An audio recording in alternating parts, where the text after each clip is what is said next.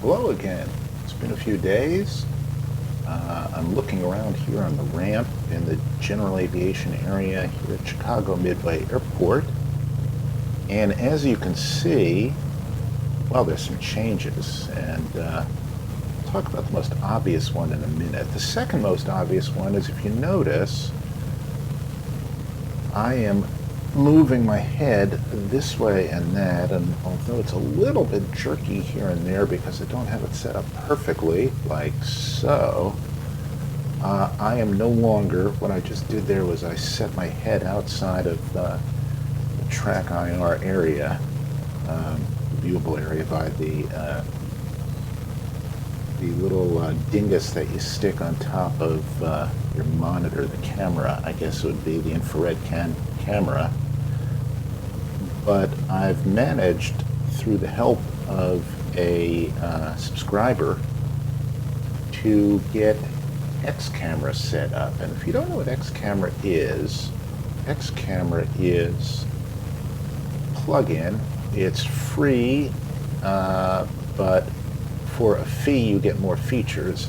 I think it's donationware, but what it does is it lets you set up fixed views that coexist with Track IR. And the last version of it actually didn't coexist very well with Track IR and X-Plane 11 Public Beta 9. So that is why things were as they are. But as they are now, you can set up views, you can assign them to keys if you want, and then you can transition between them. That's another camera I've got. It's not really fully set up. I just have it there to test because, well, then I can just hit my speed key for the other one, and you can see that it works. I will say this: the maker of XCam is a guy named Mark. I'm not sure if it's CLS or CLS. And he does a magnificent job. This thing does almost everything. Now, if I had to point to problems with it, is, as you can see right here, because it just plops all of the possible choices in front of you, it can be a little bit daunting, shall we say, and it's not exactly an interface work of art. On the other hand, once you figure it out, and I haven't even begun to really scratch the surface, you can make it do very lovely things. And one of the things you can do is set track IR limits right here, so that you no longer can poke your head out of the cockpit like some sort of town drunk or something. It still has some limitations because mainly of my camera position more than anything else. It really has very little to do with X-Camera. It has a lot to do with the fact that at some point I will tilt my head up and the reflectors on my hat will simply go out of the view of the camera, and then what happens is, well, that's actually kind of cool. Didn't know I could do that. I know I can do that, which is a little bit more natural for a vertebrate. But let's try it again. You know, I've got some bad discs in my neck, and if I were ever able, not that I could ever do this in my life, but if I could ever do this, well, I'd suspect either my neck was broken or maybe I'm an owl. But wouldn't that be fun? Wouldn't that be cool? Anyway, what we're going to do right now is just go up for a spin. I don't mean literally a spin, but well, maybe we'll do a spin. But I wanted to highlight for you the other thing that is new, which, as you can see right there, is, let's see, we have to have a catchy name for it, YokeCam 3000. And with YokeCam 3000, you can see my hand on the yoke. Now, what you can also see is that it is apparently broken. I am not connected to X-Plane. So I'm going to connect it right now, and you will see. And isn't that nice? My connection isn't working. All right, well, we will pick this up in a minute, and I will come back to you after a short break. And we're back. Here, as you can see, we have YokeCam 3000. And this is going to let you see what this thing can do, pretty much. I don't know how much of a thrill you're going to get from watching my hands fly the airplane, but what you can see is even with my hands off, this thing is sort of moving around a little bit, and that is because there's a bit of a breeze here. There's about a 10-knot breeze, and it is blowing our ailerons around. Pretty simple. The other thing you can see is that I can pull back on the yoke here, and when I let go, that phenomenon is called elevator droop. And that is present in a real small plane. On a bigger plane with hydraulics, it doesn't do that. The elevators droop, but you don't see it necessarily manifest itself in the yoke. But, so as you can see right there, I let go, and it droops, and it moves. I've got this set up for my push to talk. I've got this set up for my autopilot disconnect. There are two buttons here and here. I've got that set up for rudder trim, and a flip switch right here, which I've got set up for pitch trim. At the moment, I don't think I have this set up on the right here at all, and I've got the right flip switch set up for flaps. So there we go.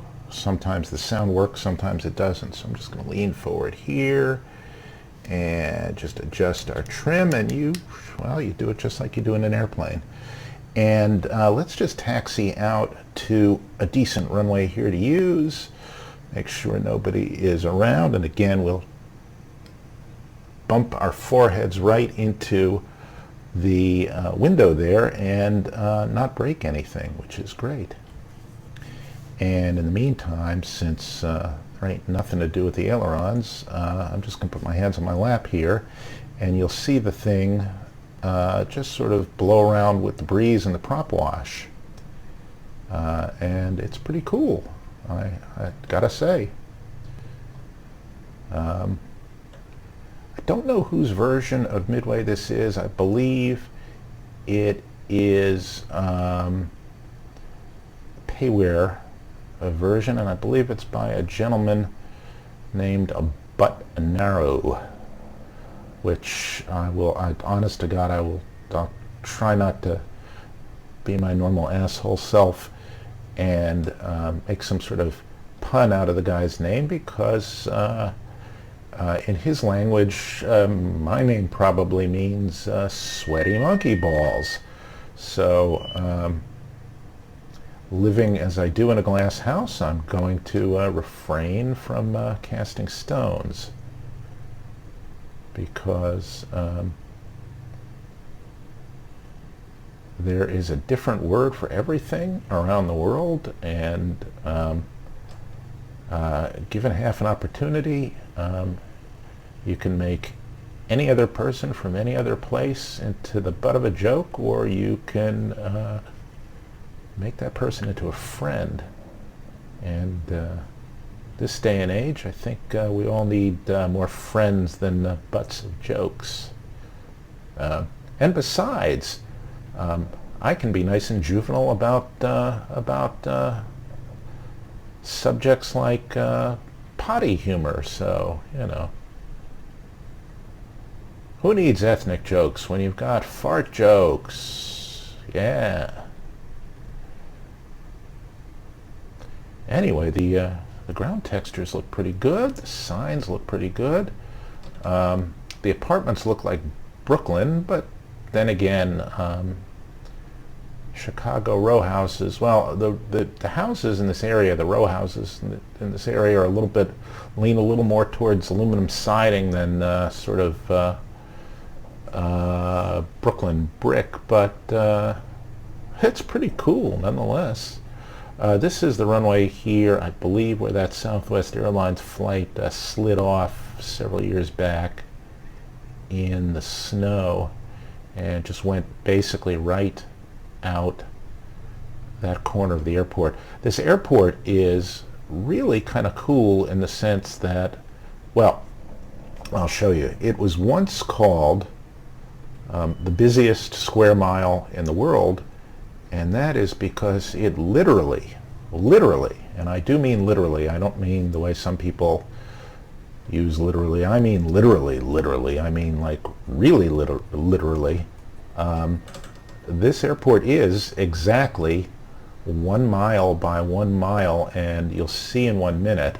Let me just pop the brakes on here. We're going to hog up the runway even though it is a busy airport. And let me just pop on out of here and show you what I mean. As you can see, wow, that's pretty good.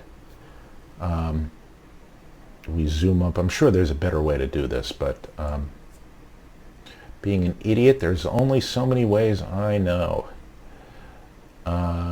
We are on the south side of Chicago, and this airport, there you go. All right. As you can see, it is crammed right into the middle of Chicago. And as you can also see, it is, I mean, if you look at this runway, which is about, well, this one right here is more representative. Here is about 5,500 or 5,300 feet long, and you lay it out from here to there, you get a mile, you get a mile, you get a mile, you get a mile. It is 1 frickin' square mile. And at one time, this was the busiest airport on the entire planet. I believe at one point, and I'm guessing here, I could have the number exactly wrong, but I was looking at numbers from the mid-1950s, just shortly before O'Hare really got going. O'Hare, I think, O'Hare was a Army Air Force field during the war, and it became a civilian airport in the late 40s, early 50s, but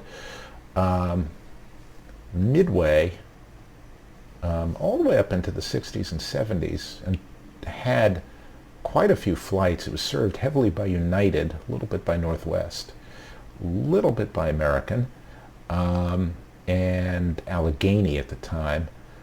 And then it almost totally went into eclipse, and then Southwest came here, and so did a couple of other low-cost carriers, and it is now in the middle of a renaissance. But at its peak, and bear in mind, fewer people flew back then. I believe Midway Airport at one time had 40-some-odd million passengers come through here in a year. And because airplanes were a little bit less crosswind tolerant than they are now, you had the following runway layout, and you can see little bits and pieces of what used to be runways. There is this, this. This, one of them was a runway. There was a runway here. There were frickin' runways everywhere. There's one over here. There were about 7 runways in the place. So that and every single one of them intersected. And as you can see here as well, well, there are lots of opportunities for lots of trouble at Midway Airport, and they frequently launch off of one runway and land on the crossing runway, and there's all sorts of land and hold short, and a lot of cautions, and there are quite a few incidents here. So anyway, the beauty right there of YokeCam right there, just some saved views. I'm going to make some more, and I wish I remembered right off the bat as I'm making this the name of the gentleman who pointed me to the updated file that works in X-Plane 11 public beta 9. I will recognize and thank him again in the next video, because this has made a big difference. I just moved my props to full, our flaps are set, get some lights on here.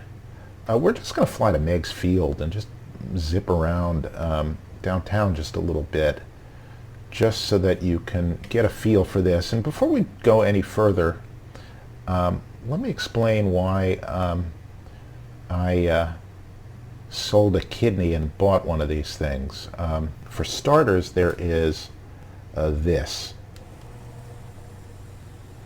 Lots of travel. As you can see right there, that's the full back, and full forward is about there. Now, there are non-feedback yokes that have travel too, and I've flown them, and some of them are really nice. The Yoko yoke is smooth as butter. It is very quiet from an electrical standpoint, so there are no glitches and spikes. It is beautiful, but it only has spring force, which means that your feedback is the same no matter what. Now, in some ways it fakes it, because the slower you go, the more elevator and aileron, the more control travel you've got, and control displacement you need to move the aircraft in any given direction, because there's less air flowing over the surfaces. So to some extent, it will firm up when you pull more, because it's usually attached to a spring or a bungee cord. What it will not do is be firm when you first get started and you're going fast, and that's where you really notice a difference. In a real plane, you can feel the controls as you go faster and faster and faster get crisper. Well, first they get crisper, and then they get pretty tight. You can trim the forces away very, very nicely, but then to displace them, if you're going 150 knots, say, in a Piper, which is pretty fast in a Piper single-engine plane, and you want to command, say, 5 degrees of nose up, you don't have to move the yoke very, very far, because you're moving fast and you're moving a lot of air over the control surfaces. But what you do have to do is give it a nice little pull, because with all of that air flowing over the surface, there is a restoration force, and, well, there's also just the force to displace that air. So you really have to give the controls a nice little pull in terms of poundage. You don't have to give it a big pull in terms of displacement. It's the same as riding a bike. When you go faster, or driving a car for that matter, when you go faster, you make smaller physical displacements, but if your steering system telegraphs the feel, or if you're on a bicycle and you have the feel no matter what,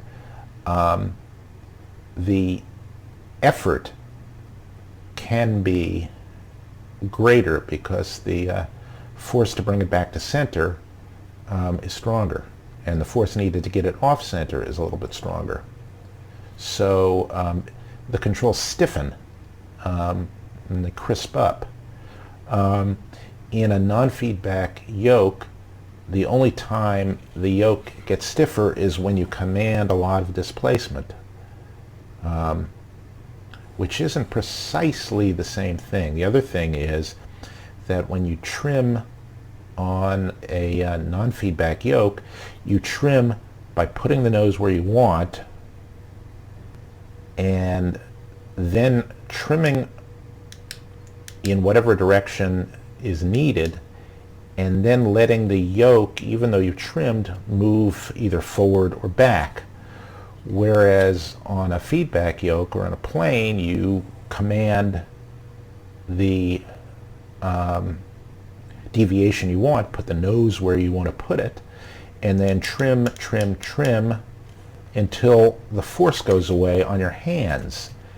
And again, it's a kind of subtle distinction, because again, you relax pressure on it after you trim, but it's the difference between sort of doing something by eye and doing it by fingertip. And I just totally screwed up our trim right here.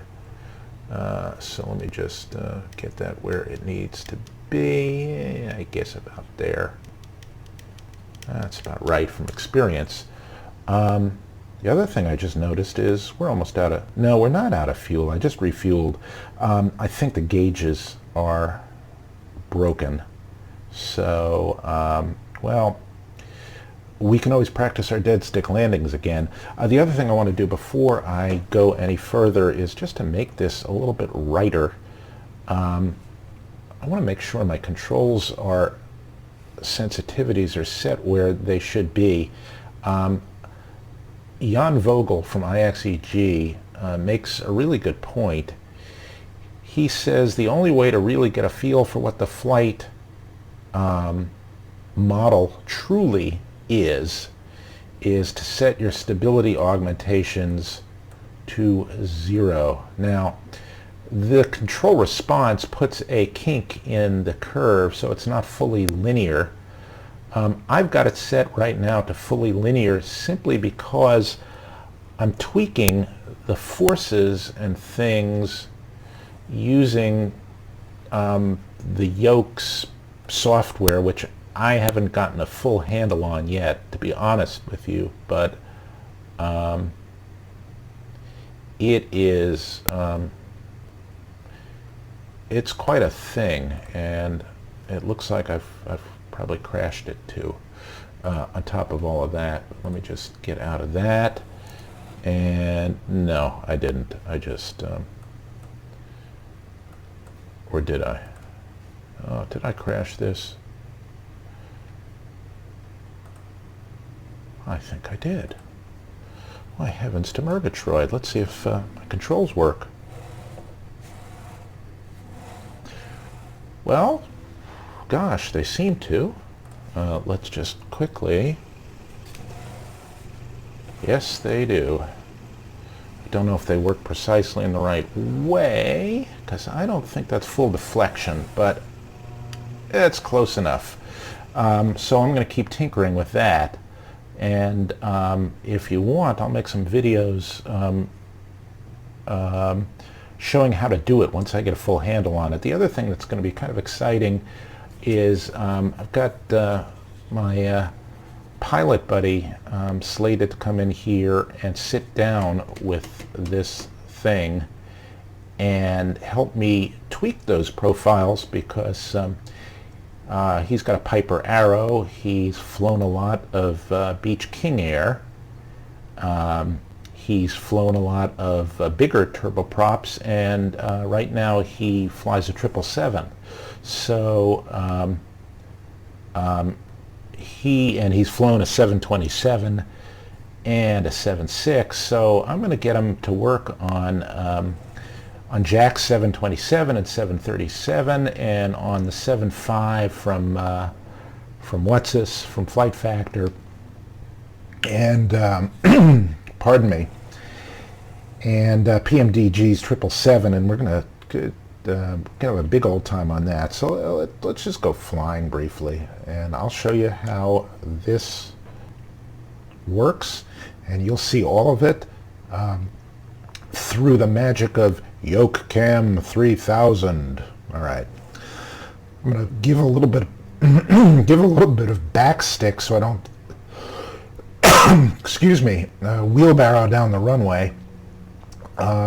X-Plane 11 in this iteration's ground handling is atrocious. So, well, you're going to see that could possibly be a little bit dicey. Oh, it already is. All right, well, there we go.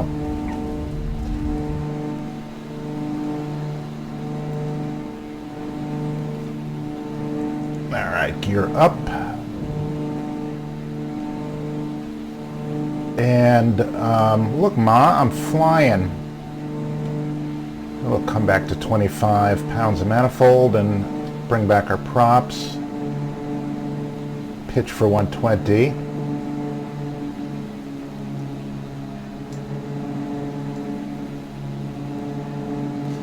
And just take a quick tour of the Chicago area here.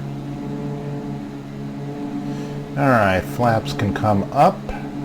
That's the Chicago River. We are heading west. I really probably should be heading east. Is that the Chicago River? Not sure. All right, let's try to find the city.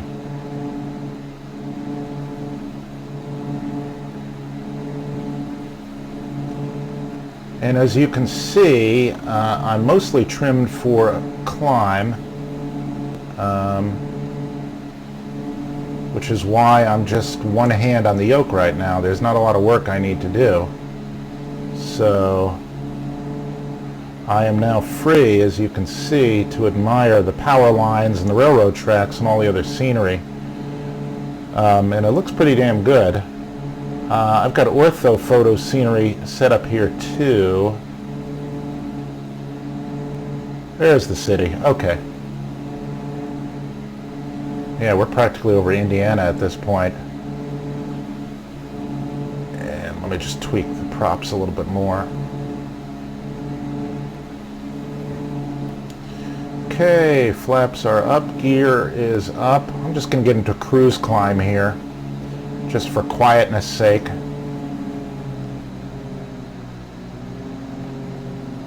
It's probably the Dan Ryan. No, it's probably not the Dan Ryan.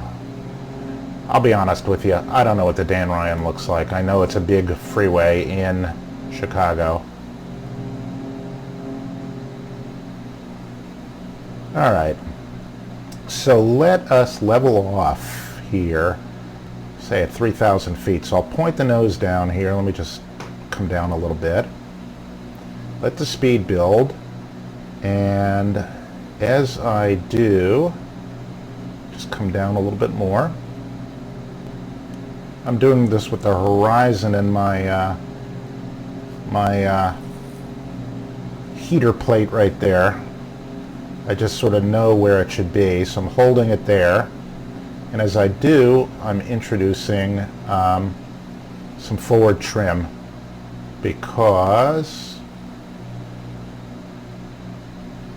it is going to need it. The nose is wanting to rise, and it's getting harder and harder to push right now, so I'm just going to trim down a little more.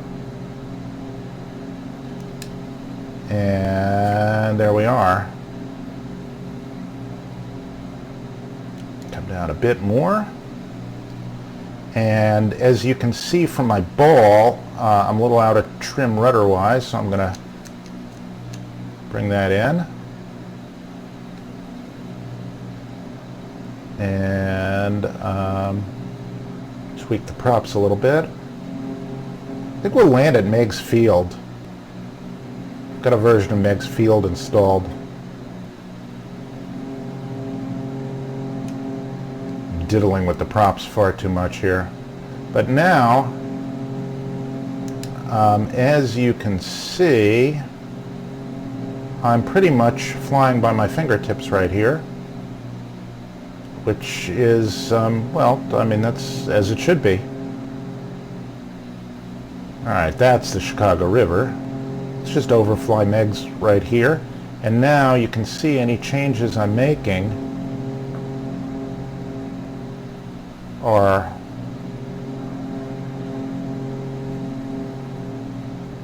just like that. Oh, that looks nice. Come on, how nice is that? I just fiddle the props a little bit here. There we go.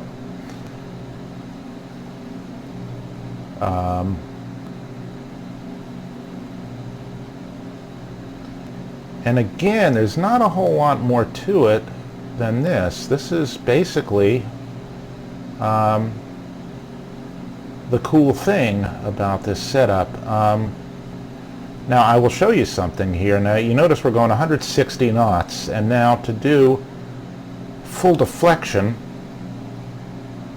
it's still pretty light. You know what? I'm going to have to adjust that a little bit. And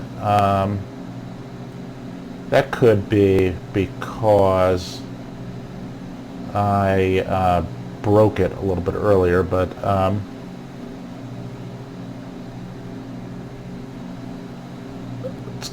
it still requires a bit of pull to it, but I'm also perfectly in trim. Now what I'm going to do right now is I'm going to deliberately get out of trim. So I'm going to deliberately introduce too much nose down trim. And so we'll just do 1, 2, 3, 4, 5, 6, 7, 8, 9, 10 units of nose down trim. And as you can see, it requires a lot of displacement and more than a little bit of force. But you know what? I think one of the problems is that my force is not building fast enough with speed. Let me just bring the speed up a little bit here and get into level flight. Get back up to 3,000 feet. Just go parallel with the shoreline, head towards Milwaukee.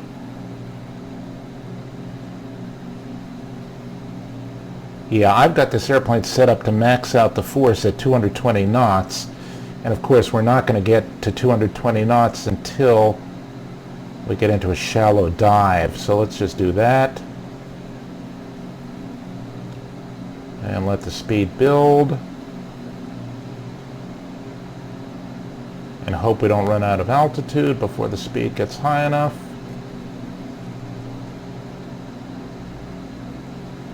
Bring our props back a bit more. I'm really stressing the engines here. I'm torquing them pretty heavily. Alright, so now as we get closer to 220, it takes less pull, you can see, to get right into a 1,000 foot per minute climb, and it takes a lot less turning to establish a bank. However, it's not exactly where I want it, so let's just do this. What we'll do is we will pop into this. You know what? It's because it is almost certainly because I broke it. And I'm right now flirting with disaster here because I may just kill the entire program, and if I kill the entire program like I think I just did, we're going to effectively be out of control. So let me just restart it and see if I can reestablish a connection, because otherwise we're going to have a control failure here. So let's see if it connects first of all with oh, this could be very embarrassing. Okay, it connects with the yoke, so it's talking to the yoke now. Hey, how do you like that? It's connected with X-plane. Okay, so we'll go into the profile manager right now. Hydraulics are not enabled. That's correct. Okay, axis force settings. So we'll go into force settings. We'll go into force factor. Use a... Okay. Let's get a little more force early on. That's in one axis. And let's do the pitch axis. As you can see, this sort of apes X-plane or FSUIPC's controls, but it does it in a far more heavy-duty way. This may be a bit much, but let's just see. Min force, max force, oops. All right, let's see. This is the formula it uses, but let me just see. Big factor, small factor. All right, it would be nice if these things correlated with these labels, but they don't. All right, well here you can see current speed 187, factor 10.99, but we want, all right, are these inverses? I don't know. All right, worst comes to worst, we'll just use static forces. So you hit apply. It should talk to it. It should reconnect. And now when we start out, let's just see if the force, I can feel more pull on it. Yeah, there is more pull on it. And now, as you can see from YokeCam 3000, yeah, now that feels realer, as it were. Let me just trim those forces away. Get a stable here, not climbing, not descending.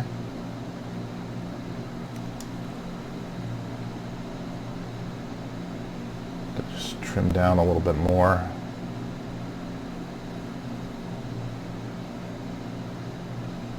I'm in a little bit of a phugoid oscillation here while we settle on the speed. There we go. All right. It's a little stiff in the roll now, but as you can see, it requires a lot more force. That feels kind of right. Let's see how coordinated we are. I just want to make sure we're not hitting any buildings here. Now we're a good distance away. All right. There we are at 3,000 again. Round we come.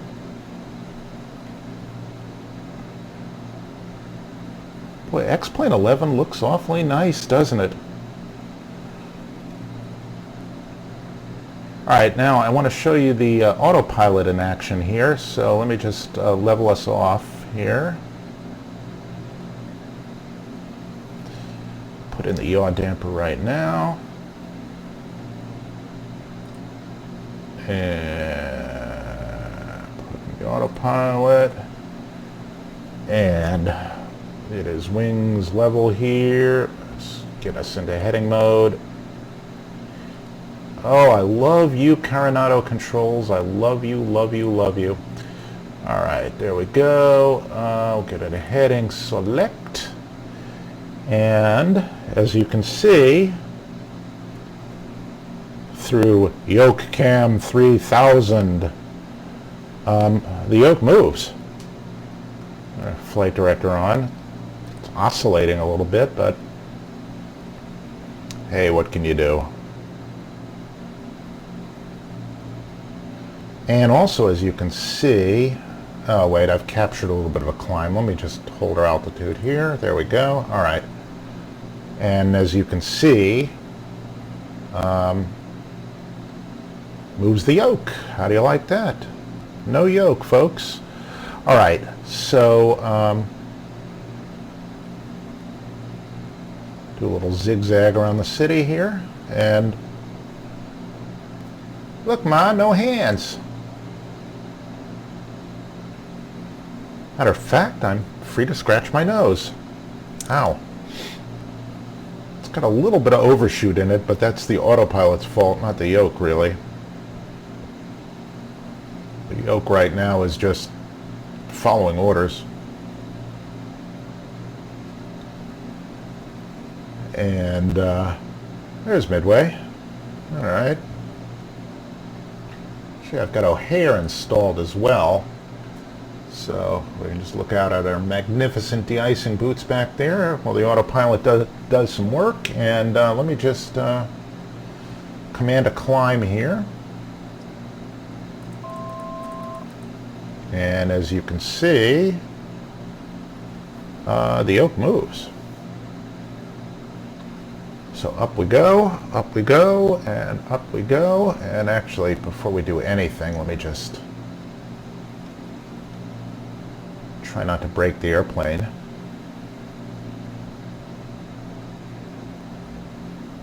And as you can see, we're not out of fuel.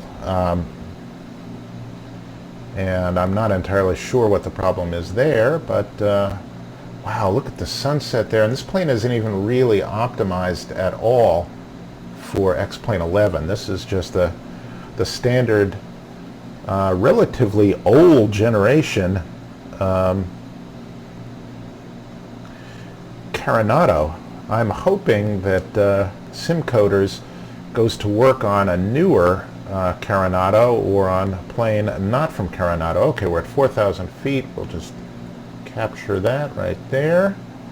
And again, you can see, bada bing, bada boom. Now, if I strong arm this, it will shut off the autopilot. Some airplanes you can do that, and I think some you can't. But you can also shut off the autopilot with trim. But here, let's show you some slow speed maneuvers too. So, as you can see right now, just give us a little more beans. Speed up a bit here. Got another airport off in the distance. I want to say that's Gary, Indiana, but I'm not sure. I don't know this area as well as I should. I'm a Pittsburgh boy, and Cleveland is about my limit of understanding. But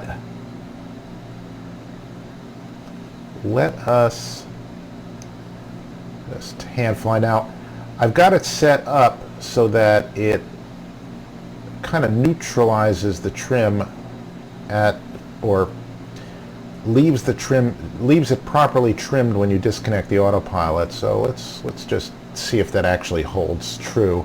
It still needs a little bit of tinkering. Okay, autopilot is out, and yeah, the plane is trimmed. It's a little bit un-aileron trim, but I believe that's because I've got passenger, got a fat passenger. All right, so let's just see what a maximum deflection roll is like at this speed. First of all, it's hard, and it fights you, so that's one thing. Oops. The other thing is that it's still not quite where I want it in terms of control forces. It's still a little bit light in the loafers, but you know, there's that. Let's try a steep turn here. Should really turn the flight director off, and I should look at my horizon. I'm cheating, you see? There we go. Okay. Keeping the horizon right about there is basically the way to get a level turn out of this thing. Wow, will you look at that? I'm just going to poke the nose down here just so I can get a look. Look at that. All right, so now let's just chop the power here, and you can see what the force feedback does. Okay, we're going to slow down, and now at 140, it's getting looser. See? It's getting too loose. I've got my forces. They're set up a little bit weird, but I'll fix that. Now, let's trim back a little bit. And again, we can, obviously trim to get it in whatever condition we want. Get our flight director out. And now you can see how much displacement I need to make the airplane move. Now we're down to 110. and 100, and let's just trim back a bit more, do a 0G stall here. You can see the nose up moment we've got going right now, and the props are getting less efficient because the angle of attack. And you see? It shakes. I'm holding it in the stall here, and let's see if it breaks. I'm just going to hold back a little bit.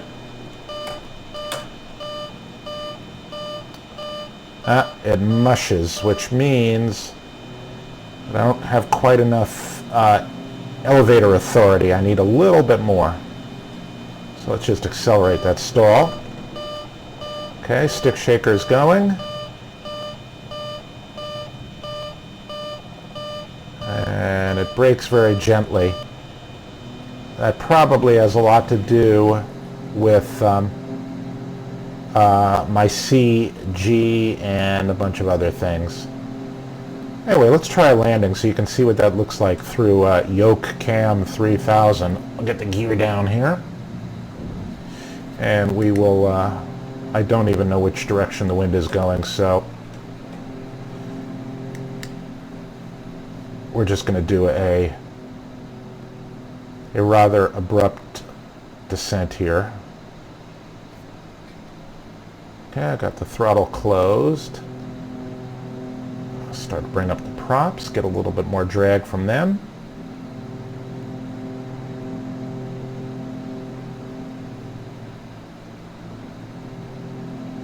Gear down, flaps down. We're going to be able to make this in plenty of time. It's not even a problem. All right, so I'm at about 115, no, about 110 at this point. And God, this okay, X camera helps. I'm really going to want to be at about obstacle ahead. Obstacle ahead. Look at you. Oh, look at that, just for us. Obstacle ahead. Obstacle ahead. Oh, you know what? The airport is not in the database. Oh, it's going to go crazy. Terrain ahead. It doesn't know the airport is here because the airport really isn't here. Terrain ahead. Pull up. Oh, it's going to go nuts. Terrain ahead. Pull up. Terrain ahead. Pull up. Terrain ahead. I'd shut it off except I'm flying here. Pull up. Terrain ahead. Pull up. Terrain ahead. Pull up. Terrain ahead. Pull up. Terrain ahead. Pull up. Terrain ahead. Pull up. Terrain ahead. Pull up. Terrain ahead. Pull up. Terrain ahead. Pull up. Terrain ahead. Pull up. Terrain ahead. Pull up. Terrain ahead. Pull up. Terrain ahead. Let me just get out of here because obviously Pull up. I hadn't planned on that. Terrain ahead. Pull up. Terrain ahead. Pull up. Terrain ahead. Pull up. Terrain ahead. Pull up. Terrain ahead. Pull up. Terrain ahead. Pull up. Terrain ahead. Pull up. Terrain ahead. Obstacle ahead. Pull up. Obstacle ahead. Well, we know the database is good.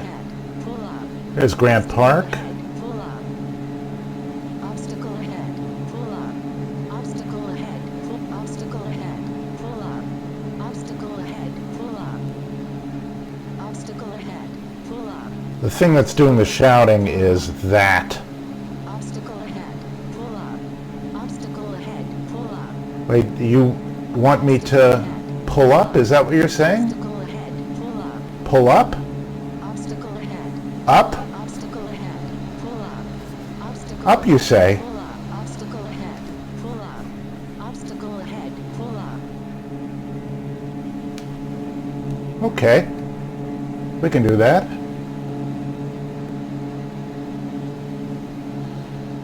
Oh, look at this. Chicago at twilight. Okay, so I'm going to trim those down.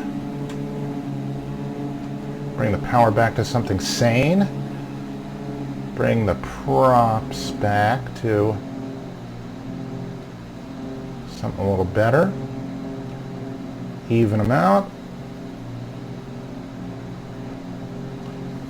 And let's head for O'Hare. Look at that, look at that, look at that.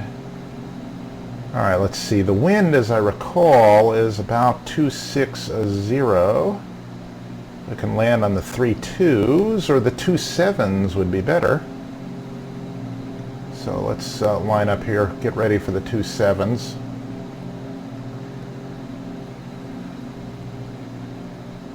Look at that. Look at the reflections from the sunset right here. And look at the raking light on the buildings there. There's Bob Newhart's building right there on the waterfront there. All right. Crank in a little bit of left rudder trim. And those are the mighty 2.7s of O'Hare. There's now, what, 4 of them. And since we are obviously in their grill, we're actually going to speed up here. And we'll chop and drop, and this time we'll try and do it a little bit better. My control forces are still not perfect. I don't.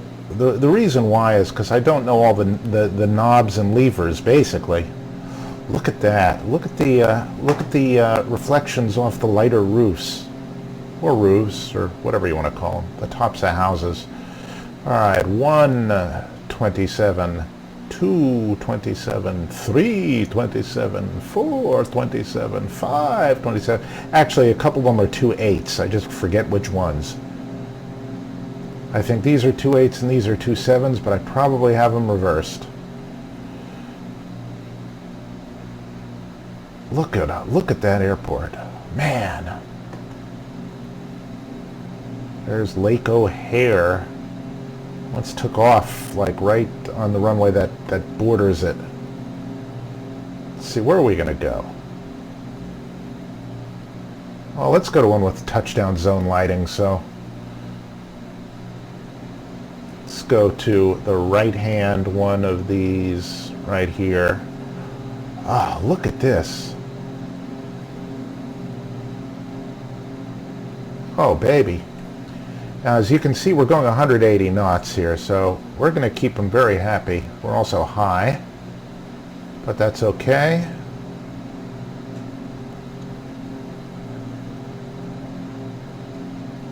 A little bit of a haze glitch right there. We know how painful that can be. Now, I do have to get down to 152 knots here. Ah, look at the sun coming off of the engine cowling, baby. See where our wind is. A little bit from our left, okay. Oh, actually that kind of makes sense given the way we're blowing. Sync rate. Oh, hush. No kidding. Alright, let me just lose a little speed here. Sorry, my apologies.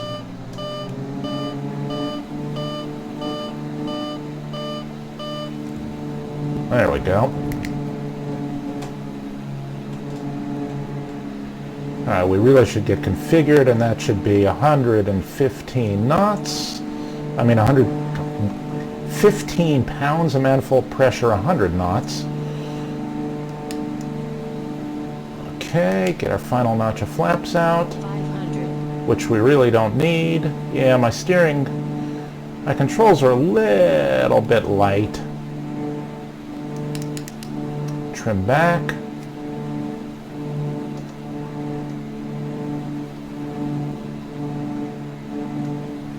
Not much you can do about the props at this point.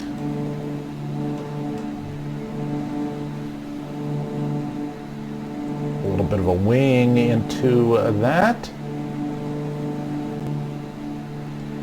There we go. A little fast. Just bleed off some speed here.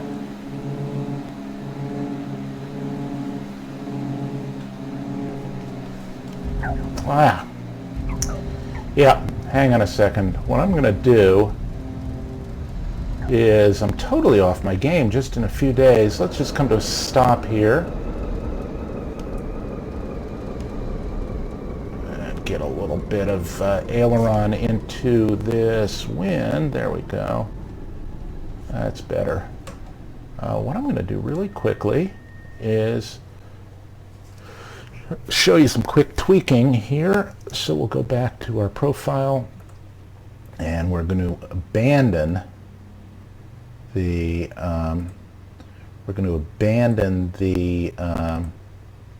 dynamic force factor. I'm going to go to static and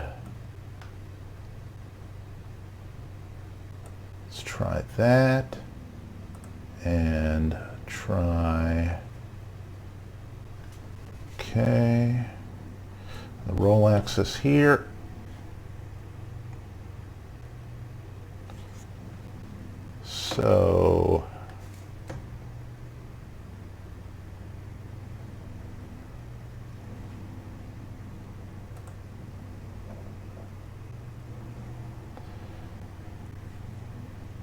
So this is displacement and that is force. Okay. Pitch, force, static.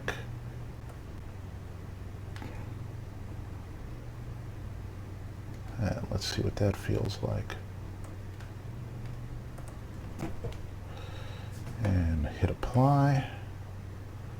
Let it reload. Take my hands off. I learned not to force anything on this thing while its motors are doing their little thing. It's made in Switzerland, by the way, and I've learned, ah, there we go. That's sweet and meaty. That's got a feel to it. That's better. Let's give this a try. What I don't want is when we hit 100 knots for the thing to just go wing back like that, for it to come alive too quickly. I want it to be through this range right about from here to about there. I want it to be linear. Now, as I understand it, and because of aerodynamics, it is not necessarily going to be a linear function with speed, control forces, but I want the derivative of that. It's been so long since I've done calculus, but basically the rate of change of that increase to be fairly linear so that the controls feel harmonious, not just one with another, but within their entire range, so that you don't have discontinuities where forces change just a little bit but produce proportionately over large displacements of this. So what we're doing is sort of groping around in the dark until we get a profile that feels like rods and cables and pulleys connected the way they are, the way they're rigged in an airplane. So we're going to fake it till we make it. And again, so the yoke's coming back a bit.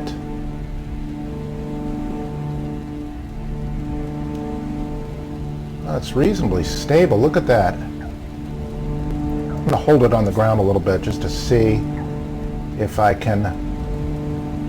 Look at that. I got the nose forced down and up we go. And that takes a little bit of a pull, maybe a little bit much, but that's probably because we're grossly mistrimmed. Let me just trim away those forces and see what I can do here. Gear up. That was over flapped as well, if you know what I mean.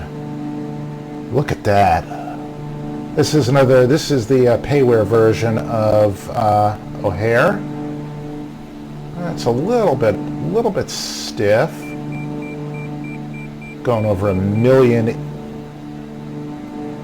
middle and inner markers here. All right, we're going to improve on that landing just really quick. Well, now you can really feel when it's trimmed or not, but it's a little bit crunchy here. That's very stiff.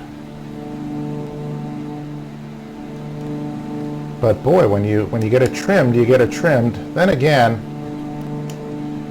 it's a little stiff, but we are going very fast. So let me first just fix this before everybody goes crazy. There we go. Yeah, the forces are definitely a bit much. The reason I got this yoke and not one by a company called Iris, and there's another few, is because this has some really heavy-duty motors in it.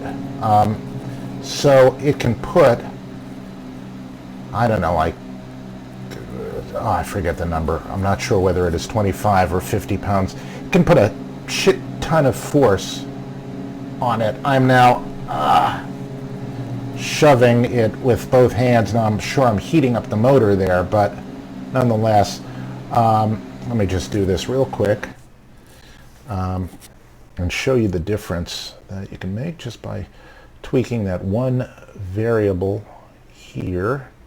Axis force settings. Yeah, if you can see, that's forceful. Let's make that a more standard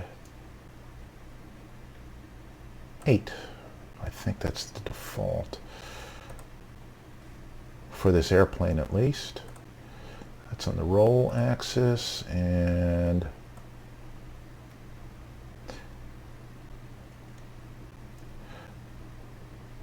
broadly speaking, this translates into mechanical advantage, as in how much, in essence, how much boost you get.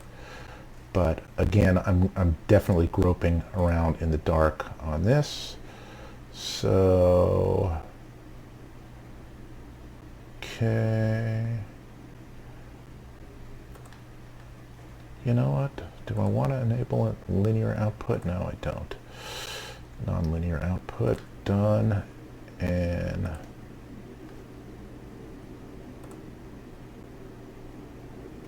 done. Let's keep it linear the whole way. Let's see if that helps. And I didn't save it, did I?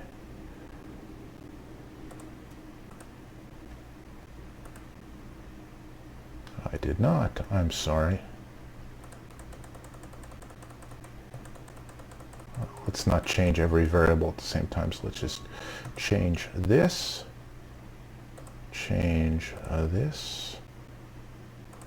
This is strictly the force.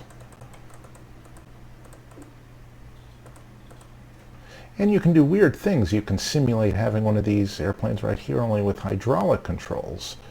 And it feels a hell of a lot different. Okay, apply. Let YokeCam 3000 here. Take a look. All right. Man, that is strikingly beautiful. All right, that's better. It's still stiff, but a bit more realistic. Still a bit firm, but we're going pretty fast. And boy, is it talking to me. Boy, is it telling me I'm out of trim.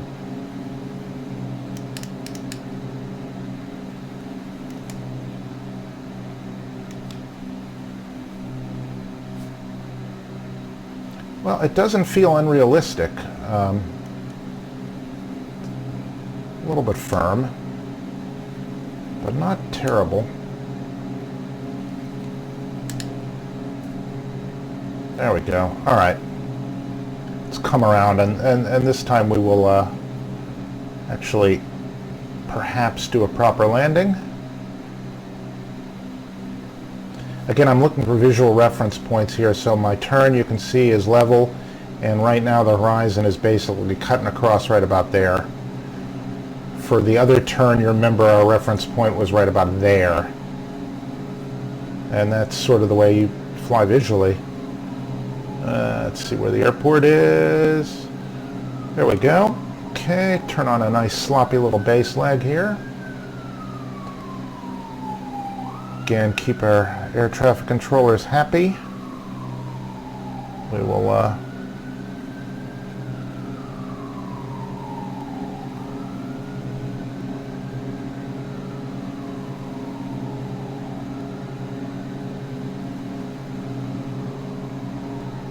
I will not pretend I don't like track IR. I also won't pretend I ever turn properly to final. And we're of course going rather fast. That is another key to flying a good landing, and that is to fly a stabilized approach, which we're obviously not. Alright, here we come. Trimming for the lower speed, and gear down. One notch of flaps. There we go. Oh, that feels nice. Alright, it does feel better at low speeds. Well, let's, you know what? Getting a little bit of chatter in the system. There we go. Now, I'm keeping my touchdown zone right about that distance away on the windshield. A little fast. Bring in our second notch of flaps. Retrim.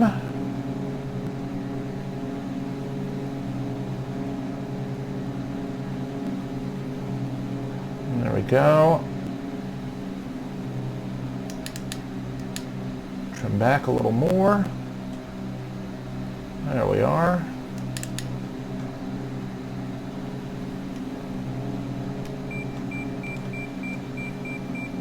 Right on speed, right on the money. There we go.